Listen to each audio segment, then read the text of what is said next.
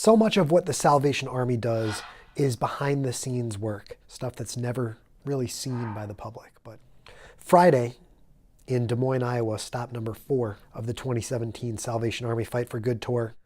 The work that we were doing wasn't seen because the sun wasn't even up yet. We had a 5 a.m. start at the downtown location in the canteen. So I boarded the canteen and immediately met Jim from the Army and volunteers Don and Dennis and Tony. I was super impressed. I mean, they can fit a whole lot of stuff on there, and they do. That canteen is really packed up pretty good. There's a whole stack of quiche that's been prepared by community partners. And Don and Dennis were there all morning, pulling out fresh sheets of quiche from the heater and cutting it with a pizza cutter and loading it into little trays. We went through quite a bit of it throughout the course of the morning. I had never really heard of the concept of a canteen before I started researching the Army for this journey, but when you think about it, I couldn't imagine Des Moines or a lot of other cities now without it. You know, I made light of the fact that we had an early start, and I'm not much of an early riser. But these fellas getting out there every single Tuesday and Friday, it's part of their routine. It's just what they do. And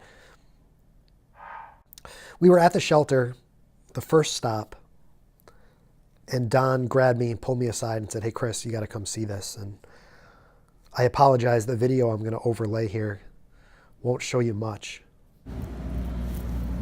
But when you looked out over the hills, tents. Yeah. Hard to see here. Crazy. And how cold is it out this morning, Don? 17 degrees. And Don and Jim described to me how the tents were moving around from place to place within Des Moines.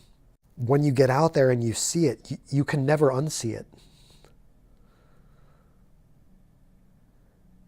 And it was cold, man. I couldn't possibly imagine trying to sleep in a tent outside when it's 15 degrees outside.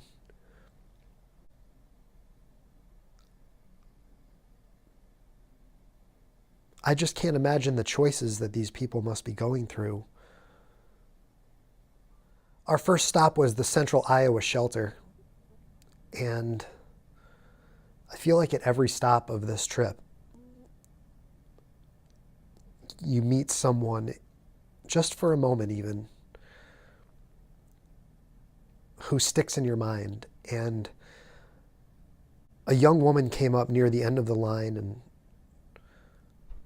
started asking what we had, and you know, pretty simple question. You know, we had quiche and yogurt. Quiche and yogurt. Everyone's getting quiche and yogurt, quiche and yogurt. It was really difficult to see that, to know that it could be anyone. It could be any one of us. I didn't get a chance to talk to her. I didn't get a chance to fully understand her story, but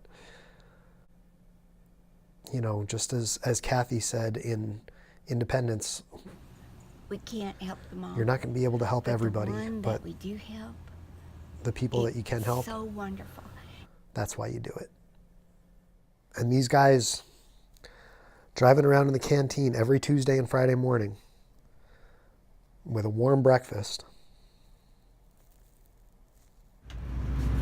What would happen if the money dried up? If you didn't have donors that made these services possible? What would happen to Des Moines? An immediate effect would be the services would dry up, and without the money, services such as what we're providing today would not be able to take place. Without money in place, the folks that you've seen this morning that are getting fed would not be fed that week. And so the gifts that people share to make that happen are critical to the effort.